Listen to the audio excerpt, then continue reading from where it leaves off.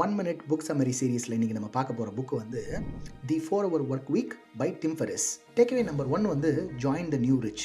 இவர் நியூ ரிச்னு எதை சொல்கிறாருன்னா, மில்லியன்ஸ் ஆஃப் டாலர்ஸ் சம்பாதிக்கிறத சொல்லலை. whoever has the freedom or whoever has the freedom to do whatever they wanted to do, living life on your own terms, அதை தான் வந்து he is new rich ன்னு சொல்கிறார். டேக்அவே நம்பர் 2 வந்து deal, DEAL. அதோடைய full form என்னென்னா, D for definition, E for elimination, A for automation, L for liberation. D for definition, define பண்ணணும். எதை டிஃபைன் பண்ணணும்? நம்மளோட அப்ஜெக்டிவ் கோல்ஸை டிஃபைன் பண்ணணும். எதெல்லாம் தேவையில்லையோ அதை எலிமினேட் பண்ணணும்.